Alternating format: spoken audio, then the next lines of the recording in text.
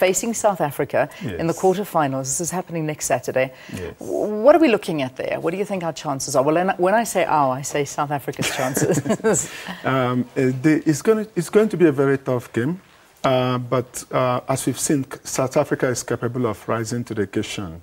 If the Malians are very crunchy in their tackles, and their main guy is Seydou Keita, and Momo Sissoko of Paris Saint-Germain. So if the South African midfielders would take note of that and try to clip those two guys, I think half of their work would be done for them. Yeah. So if you had to be put on the spot and you had to choose between Mali and South Africa, at the performance that we've seen in this first round, who would your money go on? I won't think twice. South Africa will beat them. Oh, I hope so. No, they'll beat them. Even with the defence, because there's a lot of complaints about South Africa's defence. I mean, if it isn't for Kune sitting in the back there working so hard, there could be a bit of a problem. What we've seen is that the South African team, Bafana Bafana, they improve with each game as the tournament progresses, which is expected of a good team, and which is a good thing. And also, if you look at their opponent, Mali, they're not very effective in their goal scoring.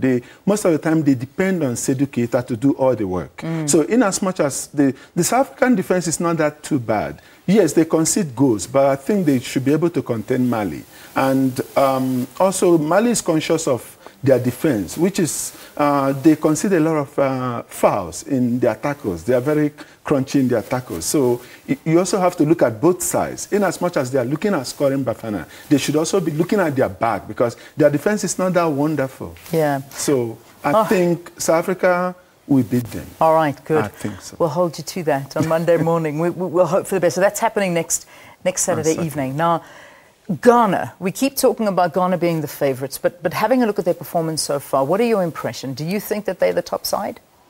Obviously, they're a very good team, but sometimes, we fans, we get carried away by a performance between two unequals.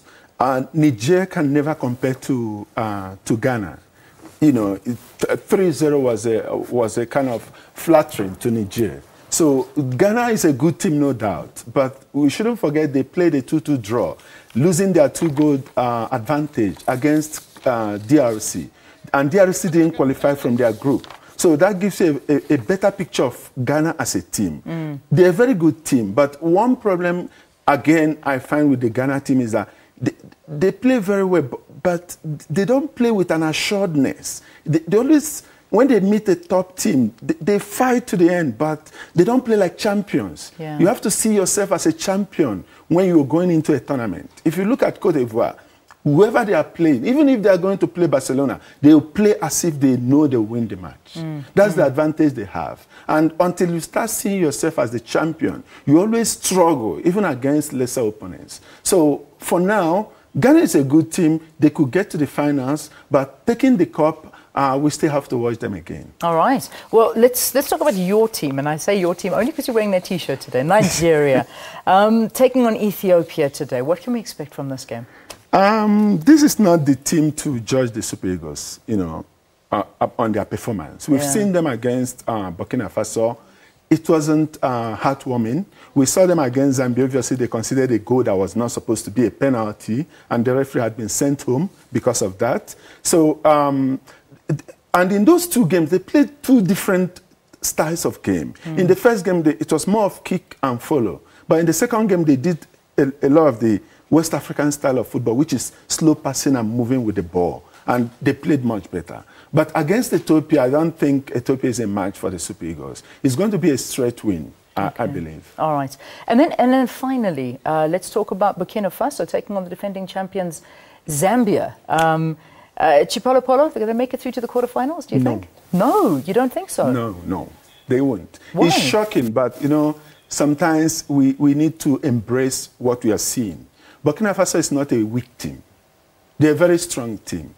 I think what confused people was when they played Nigeria, they came from behind and equalized in the last second. But what happened was their main guy, the heart of the team, Alain Traoré, was in the bench. He came into the tournament with an injury. So he didn't start the game. So when he came in about 20 minutes to go, he changed the game completely. And from the moment he entered the field, Nigeria was on the back foot. And resulting from the pressure they mounted, they equalized. So against Zambia, I think they are going out. The best they can get is a draw. Also, if you're looking at the Zambia team, the way they are built to have a draw. Their default result is a draw. Yeah. When they lose the ball, all of them run back to go and defend. That way, you're not, unless they manage, if they get a goal, and then they defend and they can sit it out. But also, you look at the players in the field. The heart of their team is their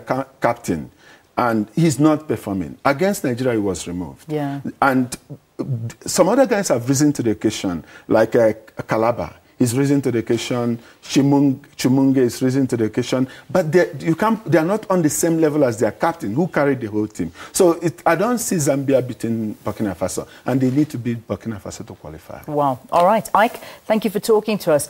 Ike Obidike is a soccer analyst talking to us here about Afcon and the chances of the teams that are now entering into the quarterfinals, and we'll see what happens from there. Thanks again. Let's take a break.